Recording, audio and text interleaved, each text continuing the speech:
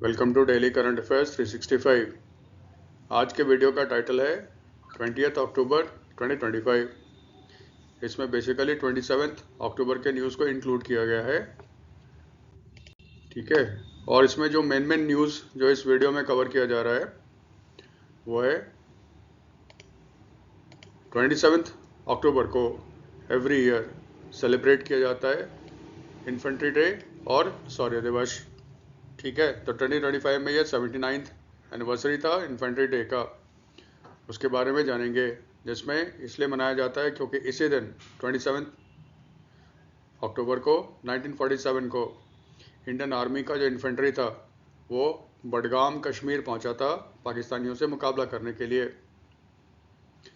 फिर chief election commissioner जो हैं ज्ञानेश कुमार, उन्होंने अनाउंस कर दिया है कि भारत में 12 स्टेट्स एंड यूनियन टेरिटरीज़ में, केंद्र शासित प्रदेशों में SIR special intensive revision of electoral rolls का मतलब होता है मतदाता सूची। उसका सेकंड फेज अब शुरू किया जाएगा। पहला फेज कहाँ पे हुआ था? बिहार में हुआ था। फिर SIR क्या होता है उसके बारे में जानने की कोशिश करेंगे। पुष्कर सिंह धामी की गवर्नमेंट जो है उत्तराखंड में, उसने डिसाइड किया है कि दिसंबर से उत्तराखंड से बाहर से जो भी व्हीकल स्टेट में आएगा उसको एक स्पेशल टैक्स दिया जाएगा, उसका नाम रखा है ग्रीन सेस।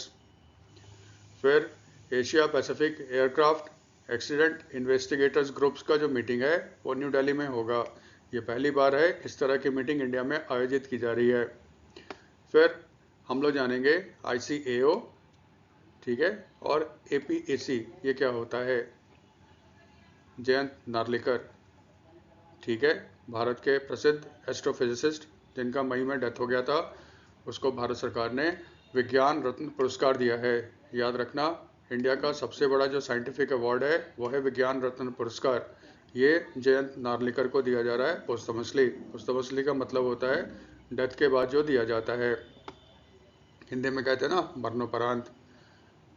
फिर पुतिन ने अनाउंस किया, व्लादिमीर पुतिन जो रशियन प्रेसिडेंट हैं, कि रशिया ने वर्ल्ड का पहला न्यूक्लियर पावर्ड मिसाइल को टेस्ट कर लिया है।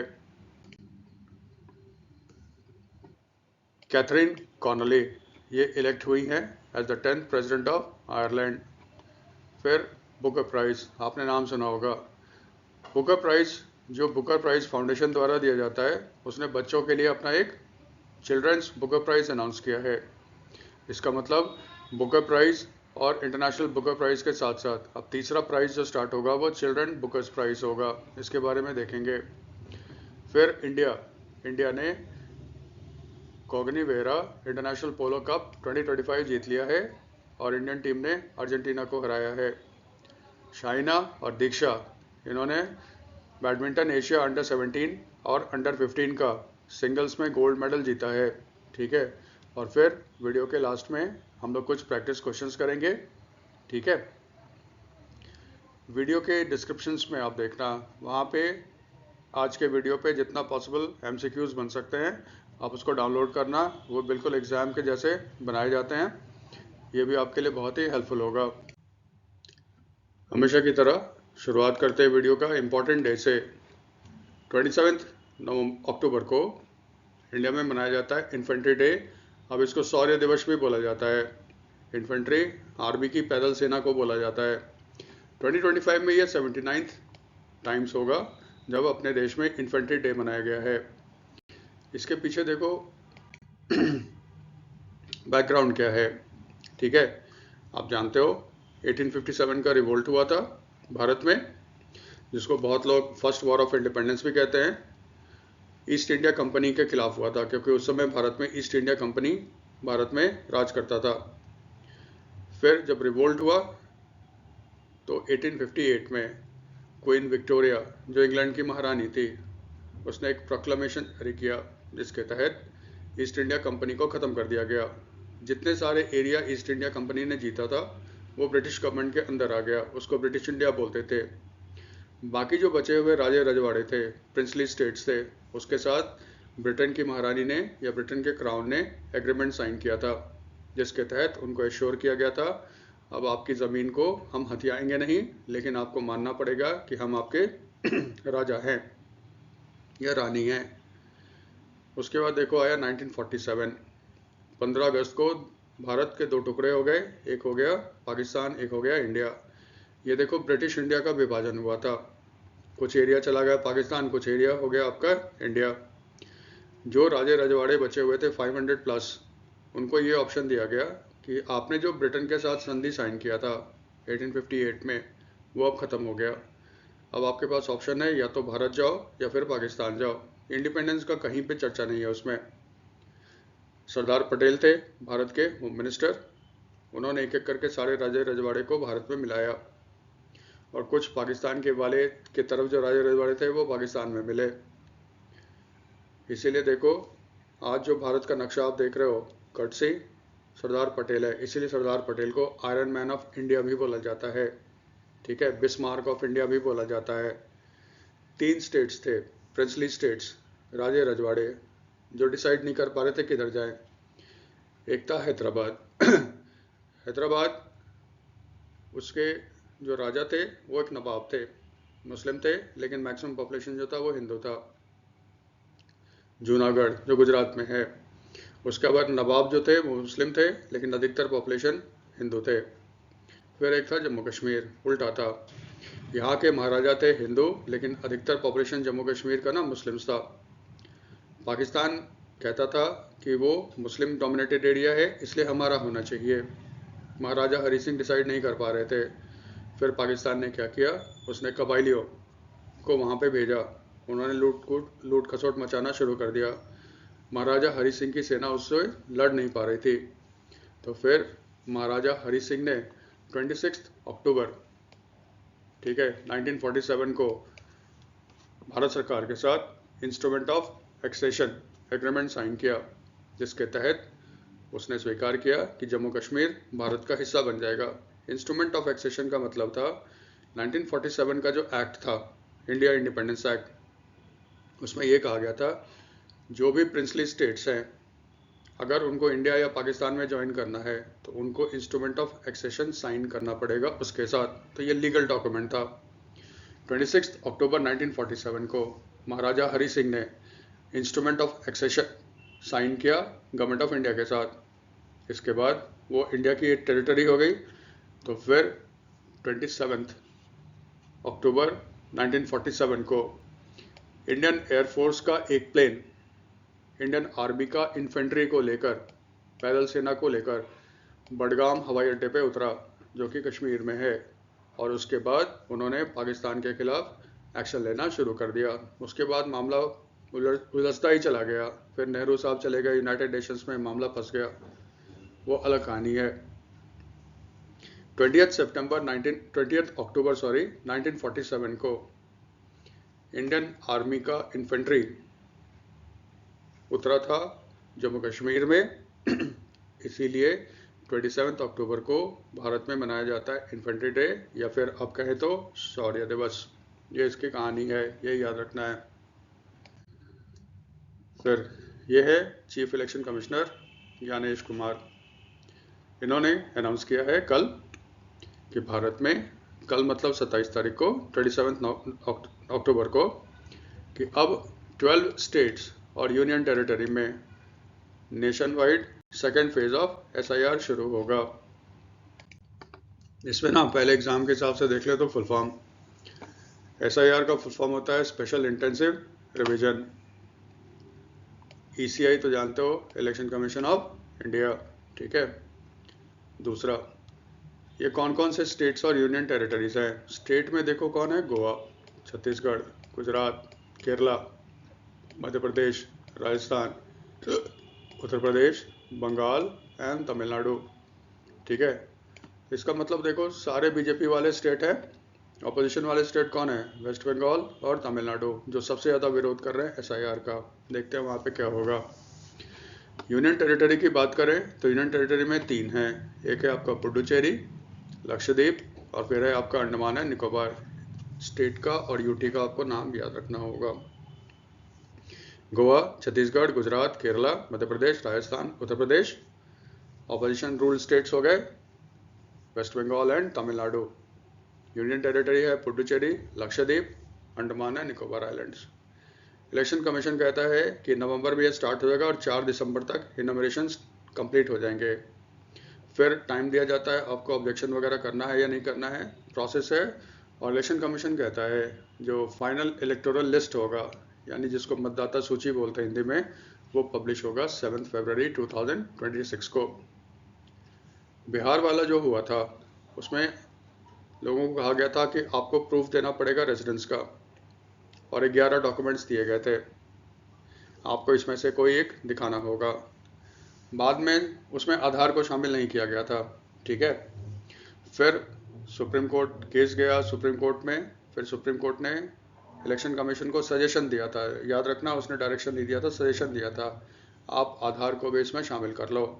तो फिर इलेक्शन कमीशन कह रहा है कि इस बार जो टोटल डॉक्यूमेंट्स जिसमें से एक को आपको दिखाना पड़ेगा रेजिडेंस के प्रूफ के रूप में, उसमें आधार भी शामिल होगा।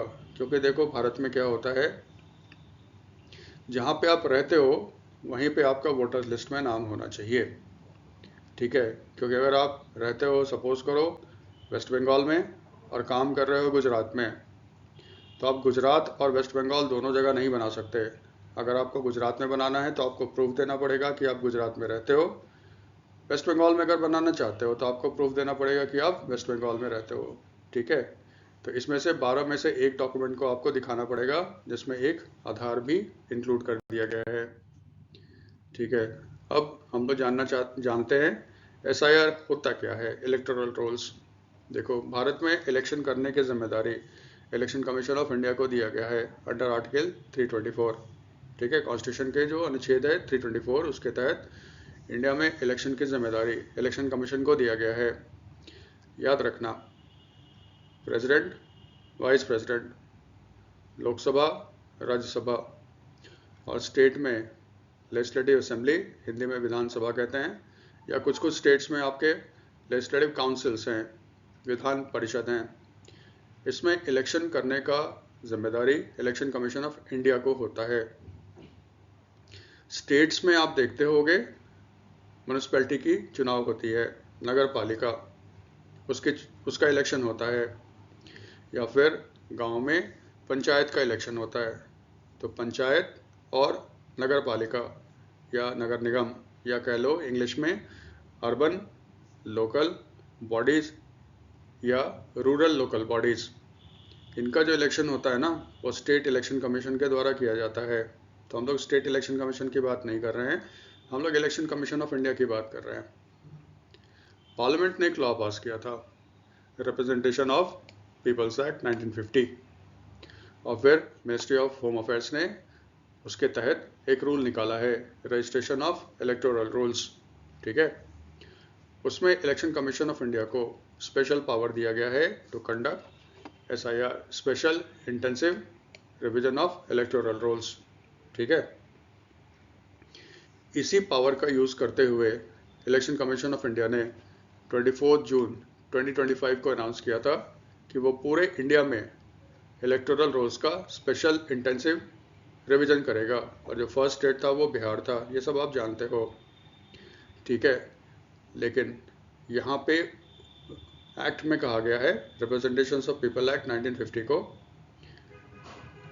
इलेक्शन कमीशन जब भी SIR करेगा उसको रीजंस बताने होंगे, ठीक है। यानी कि उसको बताना होगा कि ऐसा वो क्यों कर रहा है। इलेक्शन कमीशन ने रीजंस बताए हैं कि वो SIR क्यों कर रहा है। वो कह रहा है कि बहुत सारे वोटर्स ने एक से ज़्यादा जगह पे अपना नाम वोटर लिस्ट में करवा दिया है, यानी कि डुप्लीकेशन हुआ है, इसको हम ख़त्म करना चाहते हैं। फिर वो कहता है माइग्रेशन ऑफ पीपल।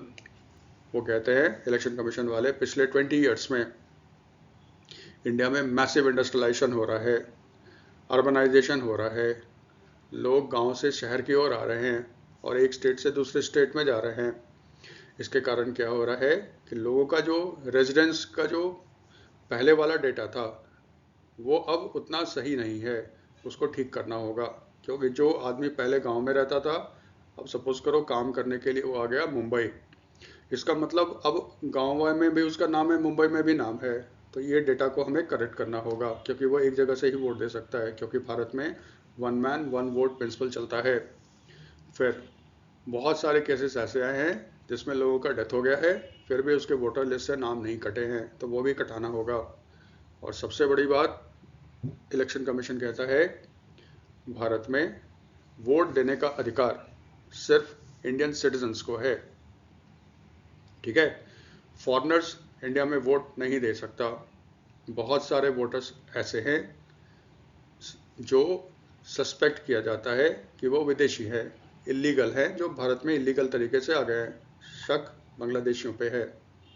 तो फिर इस एक्सरसाइज के तहत वहाँ पे जो इलीगल माइग्रेंट्स भारत में आ गए हैं विदेशों से, उनको भी मतदाता सूची से, इलेक्टोरल रोल से उनका नाम हटाना है। आधार पे देखो यही झगड़ा था, आप भी थोड़ा याद रखना। आधार सिर्फ आइडेंटिटी का प्रूफ है कि आप ये आदमी हो। आधार आपके सिटीजनशिप का प्रूफ नहीं है, ये ध्यान रखना। और आधार पे जो बवेला हुआ था यही हुआ था। इलेक्शन कमीशन कहता था कि बहुत सारे इलीगल बांग्लादेशी माइग्रेंट्स के पास भी आधार कार्ड है, तो हम उसको थोड़ी मानेंगे कि वो भारत का नागरिक है, क्योंकि आधार आपको इंडियन सिटीजनशिप का प्रूफ नहीं देता। सुप्रीम कोर्ट ने भी इस बात को माना था, याद रखना। हो हल्ला में ये जो फाइनल पॉइंट्स है इसको मत भूल जाइएगा, नहीं तो फिर एग्जाम्स में गलती करोगे। आधार सिटीजनशिप का प्रूफ नहीं है, वो सिर्फ आइडेंटिटी का प्रूफ है, ठीक है, ये ध्यान रखिएगा। यही होता है SIR ऑफ इलेक्टोरल रोल्स, ठीक है। नेक्स्ट न्यूज़ है Uttarakhand to impose green cess on other state vehicles.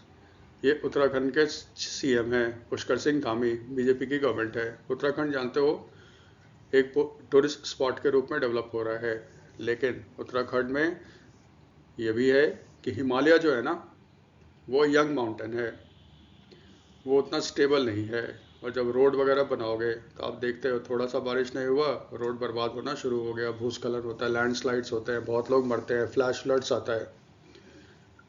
Uttarakhand government चाहता है कि थोड़ा सा टूरिस्ट जो बाहर से आ रहे हैं उस पर थोड़ा रेगुलेट किया जाए, और उससे जो पैसे आएंगे उससे इन्वायरमेंट प्रोटेक्शन के लिए पैसा खर्च किया जाए, इसीलिए लगाया गया है ग्रीन सेस।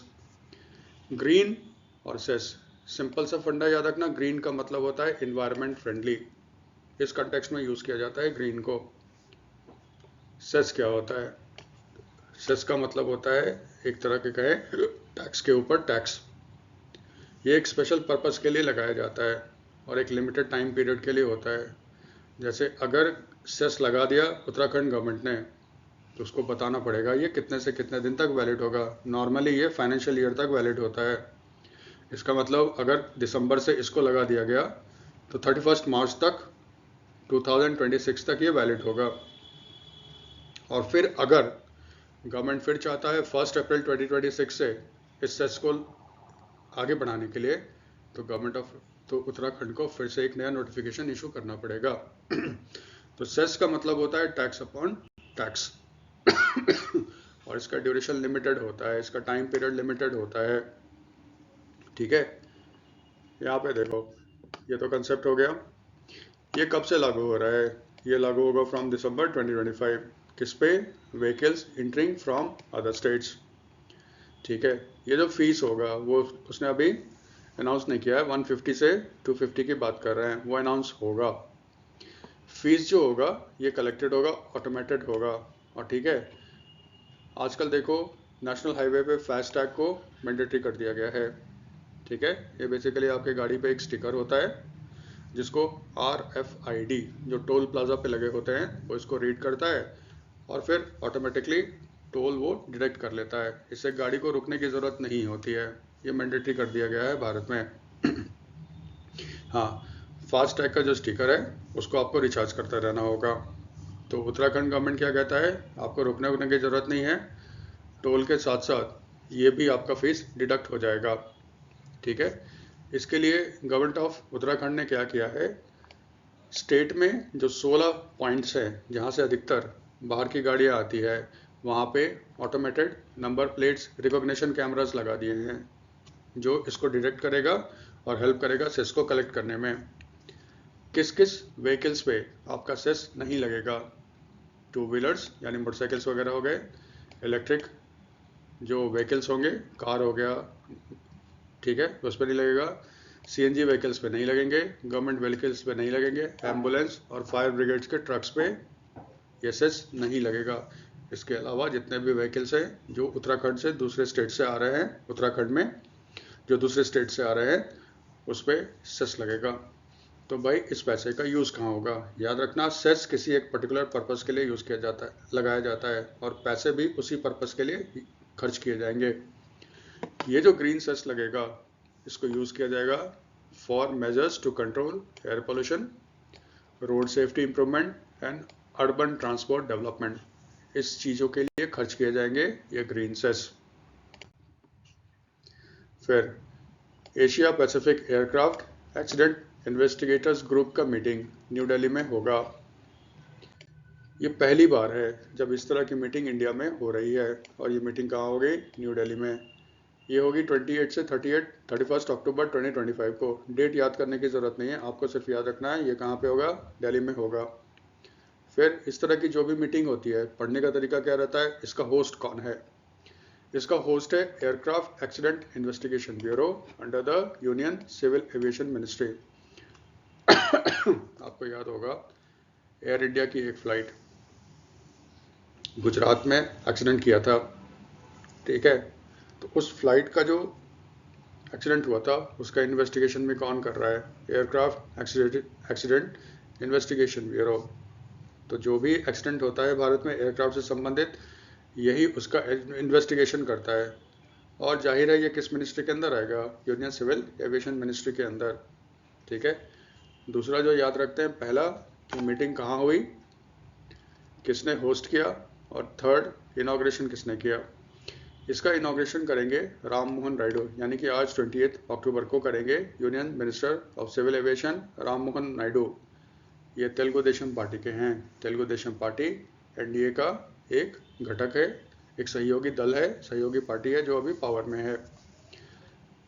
ये जो होता है ना Asia Pacific aircraft accident investigators groups meet, ये हर साल होता है, ठीक है? लेकिन फर्स्ट टाइम ये इंडिया में हो रहा है, और इसको होस्ट करता है any one of the member of the ICAO APAC member. ICAO होता है international civil aviation organisation, Asia Pacific होता है, एपेक होता है एशिया पैसिफिक ऑफिस, ठीक है? तो यहाँ पे दो वर्ड आ गया, ICAO आ गया और एपेक आ गया, एशिया पैसिफिक ऑफिस आ गया। इतना तो आपको पता है कि जोग्राफिकली हम लोग एशिया पैसिफिक रीजन में आते हैं, इंडिया एशिया पैसिफिक रीजन में आता है। इसका मतलब इंडिया जो है ना एपेक का मेंबर है, APAC का मेंबर है। तो अब जानते हैं कि ICAO क्या होता है और एपेक क्या होता है। ICAO, ठीक है, इंटरनेशनल सिविल एविएशन ऑर्गेनाइजेशन। इसको 1944 में सेटअप किया गया था as a United Nations agency, ठीक है? इसको UN की एजेंसी बना दी गई है। इसका मेन मकसद क्या होता है? To develop a safe and sound global aviation system by setting the rules and standards. Simple सा है, ये एक सेट ऑफ रूल्स और रेगुलेशंस बनाता है ताकि जो हवाई यात्रा है, सिविल एविएशन है, उसमें जो सेफ्टी और स्टैंडर्ड्स है वो क्या हो? अप यानी कि सेफ और साउंड हो लोगों के लिए। और जितने सारे मेंबर कंट्रीज हैं, कितने मेंबर कंट्रीज हैं? 193। ICAO के गाइडलाइंस के तहत अपने देश में उसको इम्प्लीमेंट करते हैं ताकि हमारा जो एयर ट्रैवल है वो और अच्छा, सेफ और सिक्योर हो जाए। यही काम होता है ICAO का। इसका जो हेडक्वार्टर है ना वो मॉन्ट्रियल कनाडा में है। याद रखना, कनाडा की राजधानी मॉन्ट्रियल नहीं है, कनाडा की राजधानी जो है ओटावा है, ठीक है? लेकिन कनाडा ने जो आपका ओलंपिक्स होस्ट किया था वो मॉन्ट्रियल में हुआ था। तो मॉन्ट्रियल एक बहुत इंपॉर्टेंट शहर है कनाडा का, जैसे अपने देश में है ना मुंबई, ठीक है? उसी तरह से मॉन्ट्रियल मान लो अब कनाडा में है। तो ICAO का हेडक्वार्टर जो है वो मॉन्ट्रियल में है। इसके प्रेसिडेंट अभी कौन है? सल्वातोर, ठीक है, शियंतो सितानो, ठीक है, सल्वाटोर सितानो, ये प्रेसिडेंट हैं ICAO के, ठीक है? अब देखो, ICAO तो एक ग्लोबल बॉडी है, 193 कंट्रीज हैं, इसका मतलब वर्ल्ड के लगभग सारे कंट्रीज के मेंबर हैं। ICAO ने क्या किया है? उसने 7 रीजनल ऑफिस सेटअप किए हैं, ठीक है? रीजनल ऑफिस सेटअप करने का मेन मकसद क्या है? इससे जो उस रीजन के कंट्री है ना, आपस में बेहतर ढंग से कोऑर्डिनेशन कर सके एयर ट्रैफिक के और एयर ट्रैफिक के रेगुलेशंस के बारे में। 7 रीजनल ऑफिस में से एशिया पैसिफिक रीजन में ICAO ने सेटअप किया है एशिया पैसिफिक ऑफिस, एपैक बोलते हैं। तो एपैक जो है बेसिकली वो एक रीजनल ऑफिस है ICAO का, और नाम से लगता है कि ये किस एरिया को देखता है, एशिया पैसिफिक रीजन को। इसको सेटअप किया था ICAO ने 1948 में, और पहले ये इसका हेडक्वार्टर था मेलबर्न, ऑस्ट्रेलिया। लेकिन बाद में 1955 में ICAO का एशिया पैसिफिक ऑफिस या एपैक, इसका हेडक्वार्टर मेलबर्न से शिफ्ट कर दिया गया बैंकॉक, थाईलैंड। और अभी कितने कंट्रीज के मेंबर हैं? 39 कंट्रीज। इसका मतलब इन कंट्रीज जो एपैक के मेंबर हैं उनके air safety air accident investigators हैं, वो आपके दिल्ली में इकट्ठे होंगे और डिस्कस करेंगे किस तरह से और एयर सेफ्टी को मजबूत किया जा सके। ये ठीक है। ये है भारत के बहुत ही फेमस जयंत नार्लिकर साहब। ये एस्ट्रोफिजिसिस्ट हैं और शायद आपने फ्रेड हॉयल का नाम सुना होगा, जिन्होंने एक अल्टरनेटिव थ्योरी दिया था बिग बैंग का। बिग बैंग का थ्योरी है यूनिवर्स के क्रिएशन का, और ये सबसे पॉपुलर थ्योरी है, जिसमें ये कहा गया था यूनिवर्स के सारे मैटर पहले एक जगह कंडेंस थे, फिर उसमें एक ज़बरदस्त एक्सप्लोजन हुआ और फिर वो स्टार्स वगैरह बनने शुरू हो गए थे, गैलेक्सीज वगैरह बनने शुरू हो गए थे। उसका एक अल्टरनेटिव थियरी है, वो जयंत नार्लिकर साहब ने दिया था विथ फ्रेड हॉयल। ये बेहद फेमस एस्ट्रोफिजिसिस्ट है भारत के। इनका डेथ हो गया था मई 2025 में, इसी साल। और मरने के बाद इनको गवर्नमेंट ऑफ इंडिया ने दिया है विज्ञान रत्न पुरस्कार। ठीक है, याद ये रखना, विज्ञान रत्न पुरस्कार जो है ये इंडिया का सबसे बड़ा साइंटिफिक अवार्ड है। ये सबसे इम्पोर्टेंट चीज़ है, यही आपको पूछेगा, ऐसे याद रखते हैं। फिल्म में सबसे बड़ा जो अवार्ड है गवर्नमेंट ऑफ इंडिया का, वो है आपका दादा साहब फाल्के पुरस्कार। ठीक है। लिटरेचर की बात करें तो लिटरेचर में इंडिया का सबसे बड़ा अवार्ड माना जाता है ज्ञानपीठ।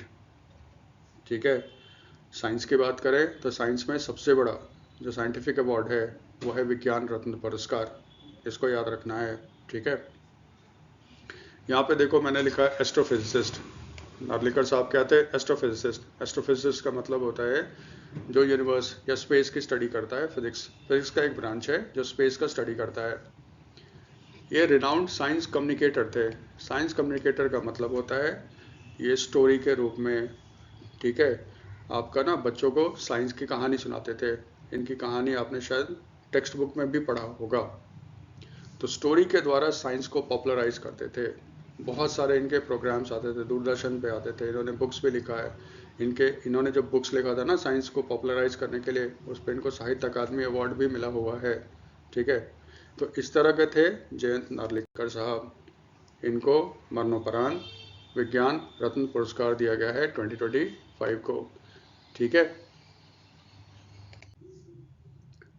अब थोड़ा जान लेते हैं राष्ट्रीय विज्ञान पुरस्कार के बारे में। देखो इसका बैकग्राउंड क्या है।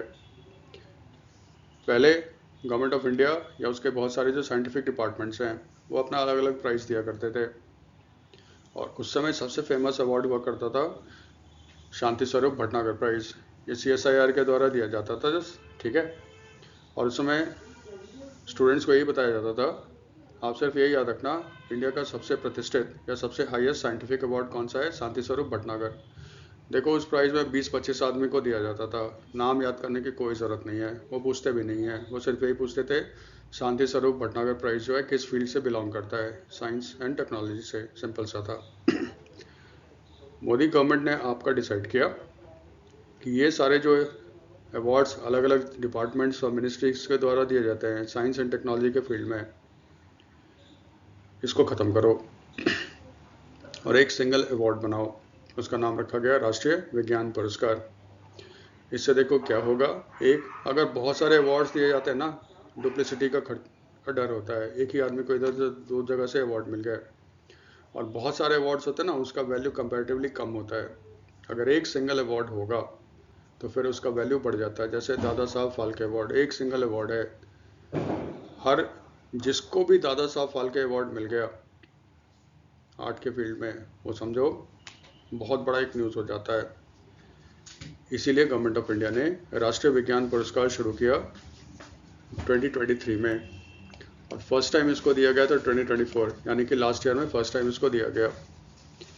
इस अवार्ड में गवर्नमेंट ऑफ इंडिया देता है एक मेडल, एक साइटेशन, प्रशस्ति पत्र बोलते हैं हिंदी में, लेकिन याद रखना इसमें कोई कैश प्राइज नहीं दिया जाता, ठीक है।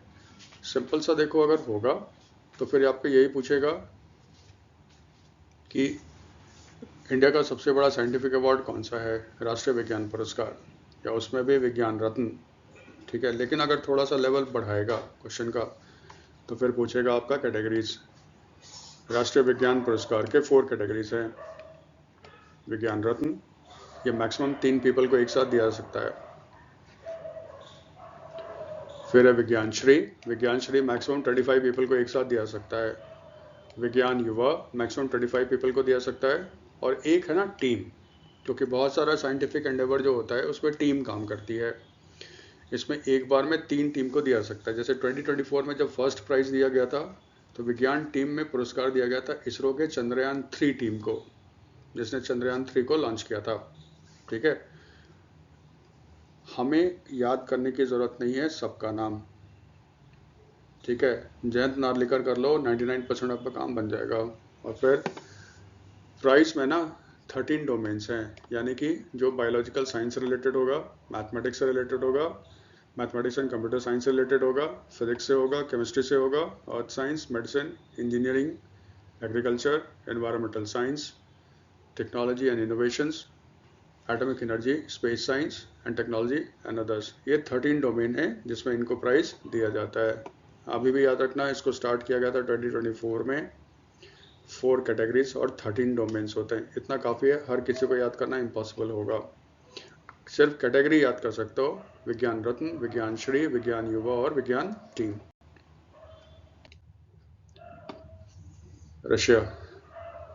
रशिया ने वर्ल्ड का first nuclear powered nuclear missiles test किया है। ब्यूरोवेत्सनिक, इसको उसने टेस्ट किया है, ठीक है। ये यूनिक है, पहले ये जान लो। ब्यूरोवेत्सनिक जो होता है इसका मतलब इंग्लिश में होता है स्टॉर्म पेट्रोल, ठीक है। स्टॉर्म पेट्रोल होता है, हम लोग इंग्लिश में कह सकते हैं इसको। ये वर्ल्ड का पहला न्यूक्लियर पावर्ड मिसाइल है, ठीक है। रशिया का जो एडवर्सरी है वो है आपका नेटो। नेटो का भी नाम सुनते होंगे, NATO North Atlantic Treaty Organisation है, नॉर्थ अटलांटिक ट्रीटी ऑर्गेनाइजेशन। ये मिलिट्री अलायंस है जो सेकेंड वर्ल्ड वॉर के समय बना था। इसका leader United states of America है और इसमें अधिकतर वेस्टर्न यूरोपियन कंट्रीज हैं। ये सोवियत संघ के खिलाफ बना था, बाद में आप जानते हो 91 में सोवियत संघ टूट गया और इसका सक्सेसर स्टेट रशिया को माना जाता है। नाटो रशिया को अपना एनिमी मानता है, ठीक है। और जो यूक्रेन का वॉर चल रहा है, जिसमें रशिया और यूक्रेन के बीच जो वॉर हो रहा है, यूक्रेन को आर्म्स, एमुनिशंस, पैसा कौन सप्लाई कर रहा है? ये नाटो के कंट्री सप्लाई कर रहे हैं, ठीक है। तो जो भी रशियन वेपन्स होता है ना, नाटो उसका एक कोड नेम डाल देता है, ठीक है।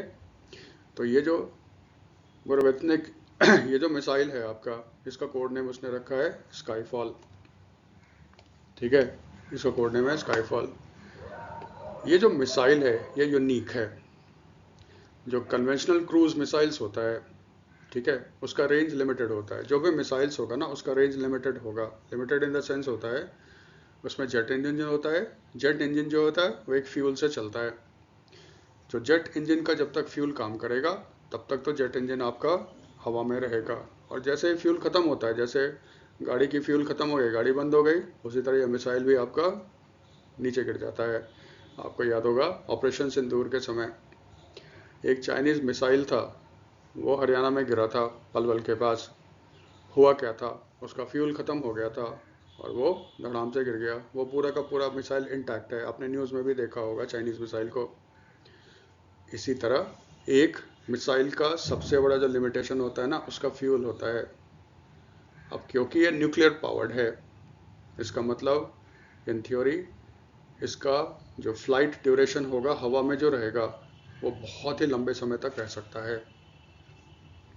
इसका देखो स्पीड कम होता है, लेकिन फ़ायदा क्या है कि बहुत दिनों तक ये हवा में रह सकता है, लॉइटर कर सकता है। लॉइटर वर्ड जो होता है, लॉइटर का मतलब वहाँ पे घूम सकता है। और जब उसको किसी एनिमी, अपना जो एनिमी है, अगर उसके एयर डिफेंस में कहीं पे भी उसको थोड़ा सा भी गैप दिखता है, वो क्या करेगा, आपका अटैक कर देगा।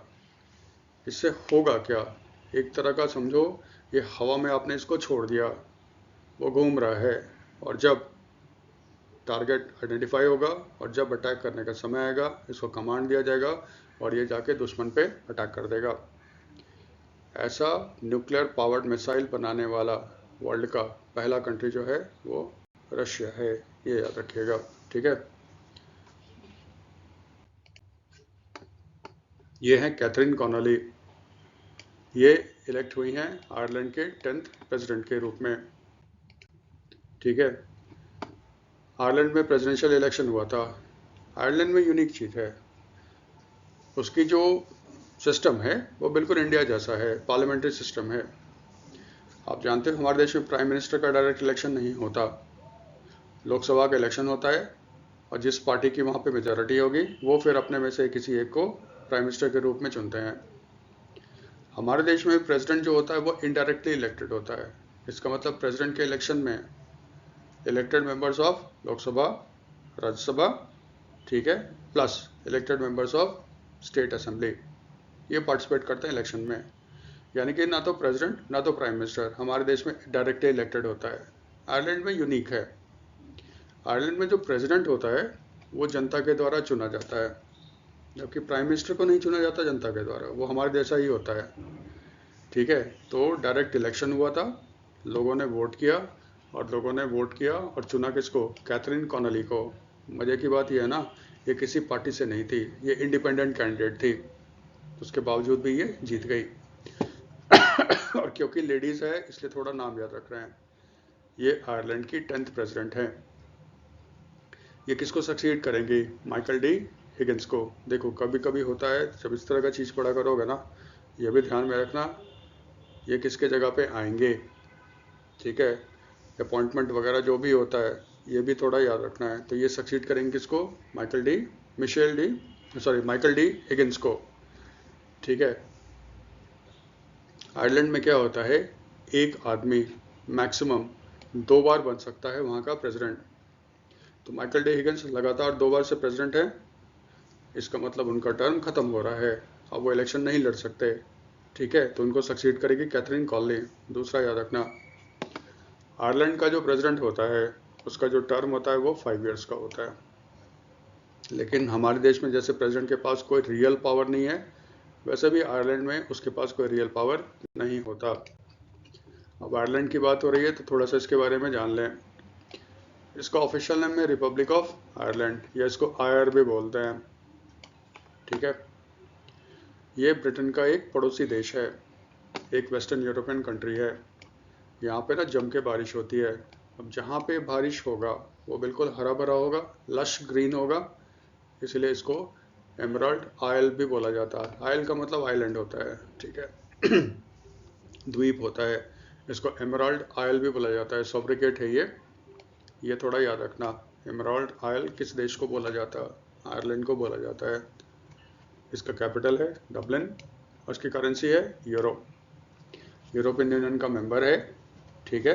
और यूरोपियन यूनियन के मेंबर होने के कारण ये ना यूरो जोन का पार्ट है, ठीक है। तो इसकी करेंसी है यूरो। फिलहाल अभी प्राइम मिनिस्टर कौन है आयरलैंड के, माइकल मार्टिन। एक चीज़ और भी याद रखना, जैसे हमारे देश का कॉन्स्टिट्यूशन है, बहुत लोग ये कहते हैं जो हमारा कॉन्स्टिट्यूशन बेसिकली क्या है, बहुत देशों से उठाया गया, उसको भारत में चिपका दिया गया और लो तैयार हो गया भारत का कॉन्स्टिट्यूशन।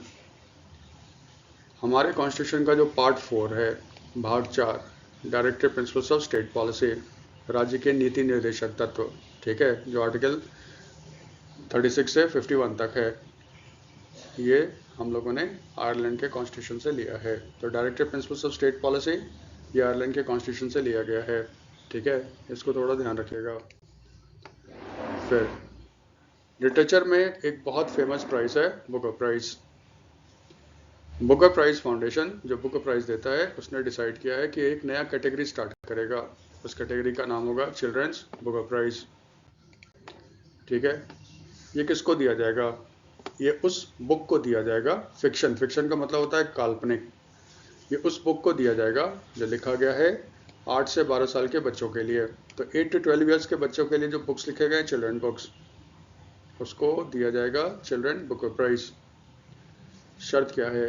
ये जो बुक होगा या तो ये इंग्लिश में होगा, लिखा होगा, या फिर किसी और भाषा में लिखा होगा लेकिन उसको ट्रांसलेट किया गया होगा इंग्लिश में।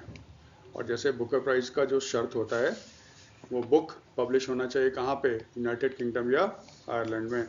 ठीक है, तो यूनाइटेड किंगडम या आयरलैंड में पब्लिश बुक होगा, या तो वो ओरिजिनली इंग्लिश में लिखा होगा या फिर किसी नॉन इंग्लिश लैंग्वेज में लिखा होगा जिसको ट्रांसलेट किया गया होगा इंग्लिश में। उसको कंसिडर किया जाएगा for the children's Booker prize. Prize winner को मिलेगा 50,000 ब्रिटिश पाउंड, और जो फर्स्ट प्राइज है वो 2027 में दिया जाएगा। ठीक है, अब थोड़ा जान लें बुकर प्राइज के बारे में। हमेशा याद रखना, जो इंग्लिश स्पीकिंग वर्ल्ड है, जहाँ पे इंग्लिश बोली जाती है, वहाँ पे बुकर प्राइज को एक बहुत ही प्रतिष्ठित, या कह लो एक प्रेस्टिजियस लिटरेचर अवार्ड माना जाता है। बुकर प्राइज जो है, इसका फाउंडेशन हुआ था ब्रिटेन में, लंदन में, और इसका फाउंडेशन किया था बुकर प्राइज फाउंडेशन ने। ठीक है, बुकर प्राइज जो होता है देखो दो होता है, एक तो सिंपल होता है बुकर प्राइज और एक होता है इंटरनेशनल बुकर प्राइज। दोनों में देखो फ़र्क है। तो पहले हम लोग जान लेते हैं बुकर प्राइज के बारे में। जो ओरिजिनल बुकर प्राइज है, इसको बुकर प्राइज फाउंडेशन ने 1968 में इसकी स्थापना की थी। ये बेस्ट उस नॉवेल को दिया जाता है जो लिखा होगा इंग्लिश में। ठीक है, लेकिन उसका पब्लिकेशन या तो यूनाइटेड किंगडम में हुआ होगा या फिर आयरलैंड में किया होगा। इसको देखो एवरी ईयर दिया जाता है, और अभी इसका जो प्राइज मनी है वो है 50,000 ब्रिटिश पाउंड अभी। जो फर्स्ट प्राइज था वो 1969 में दिया गया था पीएच न्यूबाई को। उनकी बुक थी समथिंग टू आंसर फॉर। 2024 में ये दिया गया है सामंथा हार्वी को, उनके नॉवल ऑर्बिटल के लिए। ठीक है, 2025 का अभी तक अनाउंसमेंट नहीं हुआ है। जो बुकर प्राइज है अभी तक 3 इंडियन को मिल चुका है। सबसे पहले मिला था ये अरुंधति रॉय को, उनकी book the God of small things को, इन 1997। सेकंड इंडियन जिसको ये प्राइज मिला था वो थी किरण देसाई, उनकी बुक थी द इनहेरिटेंस ऑफ लॉस। ये मिला था 2006 में ये अवार्ड। और थर्ड जो इंडियन थे वो थे अरविंद अडिगा, उनकी बुक थी द वाइट टाइगर, जिसको अवार्ड मिला था 2008 में। जो अवार्ड का दूसरा कैटेगरी है वो है इंटरनेशनल बुकर प्राइज। देखो, इसको स्टार्ट किया गया था 2004 में, इसको स्थापित किया गया था 2004 में। ठीक है, इसमें देखो फ़र्क क्या है। बुकर प्राइज में उसको मिलेगा प्राइज जो इंग्लिश लैंग्वेज में लिखा होगा, और ऑफ कोर्स जो पब्लिश हुआ होगा यूनाइटेड किंगडम और या आयरलैंड में। इंटरनेशनल बुकर प्राइज में क्या था, ये उस बुक को मिलता है जो इंग्लिश में नहीं लिखा हुआ है, लेकिन जिसको ट्रांसलेट किया गया इंग्लिश में, और ऑफ कोर्स पब्लिश किया गया कहाँ पे? यूनाइटेड किंगडम एंड या आयरलैंड में। ठीक है, पहले इसको हर 2 ईयर्स में दिया जाता था, लेकिन 2016 के बाद इसको एनुअली दिया जाता है। इसका मतलब बुकर प्राइज और इंटरनेशनल बुकर प्राइज दोनों अब एवरी ईयर दिए जाते हैं। जो फर्स्ट इंडियन थी जिसने ये प्राइज जीता था वो थे गीतांजलि श्री। उनकी हिंदी की एक बुक थी रेत समाधि, जिसको इंग्लिश में ट्रांसलेट किया गया, और इंग्लिश में इसका ट्रांसलेशन है टूम्ब ऑफ सैंड। इसको सबसे पहले पहली इंडियन थी जिसको इंटरनेशनल बुकर प्राइज मिला, और ये मिला 2022 में। और इनकी बुक किस में थी? हिंदी भाषा में थी। 2025 में जो इंटरनेशनल बुकर प्राइज है वो मिला है बानो मुश्ताक को। ये कर्नाटका की हैं। इन्होंने एक किताब लिखी थी, उसका नाम था हार्ट लैम्प। ये इंग्लिश में है, ये एक्चुअली कन्नड़ भाषा में लिखी गई थी, और इसका नाम था हृदय दीपा। ठीक है, हृदय दीपा। इस बुक को इंग्लिश में ट्रांसलेट किया एज अ हार्टलैम्प बाय दीपा बशीन। ठीक है, तो फिर बानो मुश्ताक को ये इंटरनेशनल बुकर प्राइज़ मिला। इसमें याद रखना, जो ट्रांसलेट करता है ना, उसको भी प्राइज़ का मनी, यानी जो प्राइज़ का मनी होगा 50,000 ब्रिटिश पाउंड, वो स्प्लिट हो जाता है लेखक यानी बानो मुश्ताक और जो उसका ट्रांसलेशन किया था दीपा वसीम ने। ठीक है, तो इसका मतलब अभी तक 2 इंडियन को मिल चुका है international Booker prize, Geetanjali Shree और बानो मुश्ताक को, दोनों लेडी हैं। स्पोर्ट्स में आ जाएं, इंडिया ने जीत लिया कोगनी वेरा इंटरनेशनल पोलो कप। पोलो घोड़े पे बैठ के खेला जाता है ना, गोल किया जाता है, सिंपल सा है, ज़्यादा कुछ याद नहीं करना है। ये जो मैच हुआ था ये जयपुर पोलो ग्राउंड में हुआ था, न्यू दिल्ली में। ये जो 7 रेस कोर्स है ना, जहाँ पे प्राइम मिनिस्टर रहते हैं, उसके जस्ट बिल्डिंग के सामने देखना एक बहुत बड़ा मैदान है, उसको जयपुर पोलो ग्राउंड बोलते हैं। वहीं पे ये मैच हुआ था और इंडिया ने हरा दिया अर्जेंटीना को। 2 ही थे, इंडिया और अर्जेंटीना के बीच में मैच हुआ था। अर्जेंटीना को इंडिया से बहुत ज़्यादा ऊपर रैंक किया जाता है पोलो में, इसीलिए इंडिया ने जब अर्जेंटीना को हराया तो ये बहुत बड़ा न्यूज़ बन गया। कोगनी वेरा इसलिए कहते हैं क्योंकि ये इसका स्पॉन्सर है। ठीक है, भारतीय टीम के कप्तान कौन थे? सिमरन शेरगिल साहब। स्पोर्ट्स में ही जूनियर बैडमिंटन एशिया चैंपियनशिप हुआ था, यानी कि बैडमिंटन एशिया अंडर 17 और अंडर 15 चैंपियनशिप हुआ। इंडिया को 2 गोल्ड मिले। गोल्ड किसने दिलाया? शाइना ने और दीक्षा ने। ये इंडिया का मेडल विनिंग टीम है। ठीक है, पहले तो ये जान लो ये हुआ कहाँ पे। बैडमिंटन एशिया अंडर 17 और अंडर 15 चैंपियनशिप 2025 ये हुआ था चेंगडू, चाइना में, 21 से 26 अक्टूबर 2025। हमें से प्लेस याद रखना है, प्लेस कौन था? Chengdu, China. इंडिया ने कितने मेडल जीते? 5, 2 gold, 1 silver, 2 bronze. Gold medal जीतने वाले कौन हैं? शाइना मानिमुथु, इसने जापान की शिहारू तोमिता को हराया इन द अंडर 15 फाइनल्स। देखो, स्पोर्ट्स जब भी पढ़ोगे 90% चांस है पूछेगा कौन जीता, 10% चांस रहता है कौन हारा। इसलिए जब भी स्पोर्ट्स पढ़ो ना, सेफ रहने के लिए कौन जीता कौन हरा दोनों याद रखो। इसका मतलब शाइना मानिमुथु ने हरा दिया जापान के शिहारू तोमिता को। स्पोर्ट्स में दूसरे पढ़ने का तरीका, जीतने और हारने वाले के नेशनैलिटी को भी याद रखना है। अब क्योंकि शाइना मानिमुथु इंडिया ने, इसलिए हम लोग याद कर रहे हैं, अदरवाइज हम लोग याद भी नहीं करते। लेकिन क्योंकि उसने जापान की चिहारू तोमिता को हराया है, इसलिए जापान की चिहारू तोमिता, ये भी याद रखना पड़ेगा। ये हैबिट बना लो पढ़ने का, फिर कभी दिक्कत नहीं होगा। फिर अंडर 17 कैटेगरी में दीक्षा सुधाकर ने इंडिया की ही लक्ष्य राजेश, ये लेडी है, लड़की है, तो दीक्षा ने लक्ष्य को हरा दिया। दोनों इंडियन है। पहली बार भारत ने अंडर 17 कैटेगरी में बैडमिंटन एशिया अंडर 17 चैंपियनशिप में गोल्ड मेडल जीता है। और वो पहला गोल्ड मेडल दिलाने वाली कौन है? दीक्षा सुधाकर, जिसने हरा दिया लक्ष्य राजेश को, जो इंडियन ही है। फिर सिल्वर मेडल मिला लक्ष्य राजेश को अंडर 17 में। ब्रॉन्ज मेडल मिला Jagsher Singh Khangura in under 17 boys singles में, और जंगजीत सिंह काचला और जनानिका रमेश, इनको अंडर 17 के मिक्स डबल्स में ब्रॉन्ज मेडल मिला। इसका मतलब सेमीफाइनल में ये लोग हार गए होंगे। ठीक है, ये मेन न्यूज़ थे। अब हमेशा की तरह कुछ MCQs बना लेते हैं। पहला, on which day is the infantry day और शौर्य दिवस observed in the country? India में इन्फेंट्री डे, ठीक है, या शौर्य दिवस किस दिन मनाया जाता है? ऑप्शन ए 21 सितंबर, ऑप्शन बी 27 अक्टूबर, ऑप्शन सी 1 नवंबर, ऑप्शन डी 31 अक्टूबर, option E none of these. आप जानते हो ये कब मनाया जाता है? 27 अक्टूबर को। सेकेंड क्वेश्चन है, which of the following state is not included in the list of 12 states UT in which the Election Commission of India will undertake the second round of special intensive revision of electoral rolls in November-December 2025. इसमें से कौन सा state शामिल नहीं है जहां पे second round of SIR होगा इलेक्शन कमीशन के द्वारा? पहला ऑप्शन वेस्ट बंगाल, दूसरा ऑप्शन तमिलनाडु, तीसरा है मध्य प्रदेश, फोर्थ है डी है आपका असम और ई है none of these. A West Bengal, B Tamil Nadu, C Madhya Pradesh, D Assam, E none of these. आप जानते हो आंसर क्या है? असम। इलेक्शन कमीशन कहता है यहाँ पे सुप्रीम कोर्ट के डायरेक्शन के हिसाब से पहले से ही यहाँ पे आपका स्पेशल इलेक्टोरल रोल एक्सरसाइज हो चुका है, चल रहा है। असम का केस अलग है।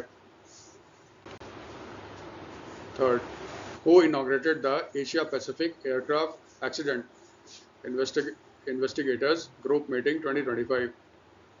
Option A prime minister Modi, option B union finance minister Nirmala Sitharaman, option C union minister of civil aviation Ram Mohan Naidu, option D union home minister Amit Shah, E none of these. आप जानते हो इसका इनॉग्रेशन किसने किया? राम मोहन नायडू ने किया।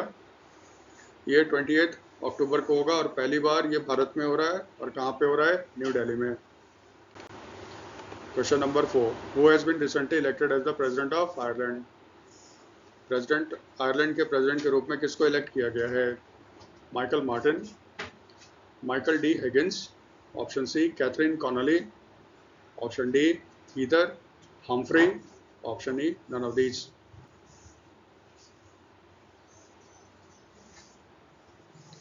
ऑप्शन आप जानते हो ऑप्शन क्या होगा? C Catherine Connolly. Michael Martin prime minister है आयरलैंड के, अभी प्रेसिडेंट है माइकल डी हिगिंस और इसको रिप्लेस करेगी Catherine Connolly. Heather Humphrey election में खड़े हुए थे जो हार गए किससे? कैथरीन कॉनली से, और वो प्रेसिडेंट बन गई हैं आयरलैंड की। Question number 5, the recently instituted children's Booker prize will be awarded to best children fiction written for the age group? किस एज ग्रुप के बच्चे के लिए जो लिखी हुई किताब है उसको चिल्ड्रंस बुकर प्राइज दिया जाएगा? Option A 5 to 12 years, option B 6 to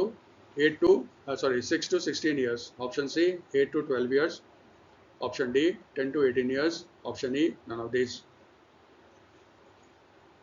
आप जानते हो ये ऑप्शन क्या है? 8 to 12 ईयर्स। पहली बार होगा 2027 में दिया जाएगा और प्राइज जो विनर होंगे, ठीक है, उनको 50,000 ब्रिटिश पाउंड दिया जाएगा। शर्त यह है ये बुक इंग्लिश में भी लिखी हो सकती है या फिर किसी और लैंग्वेज में होगा जिसका ट्रांसलेशन इंग्लिश में किया जाएगा, लेकिन शर्त यही है कि पब्लिश होनी चाहिए वो यूनाइटेड किंगडम या आयरलैंड में, ठीक है। ये तो देखो आज का वीडियो था।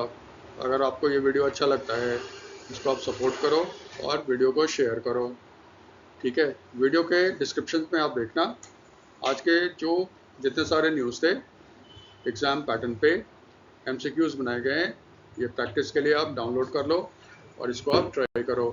Thanks for watching.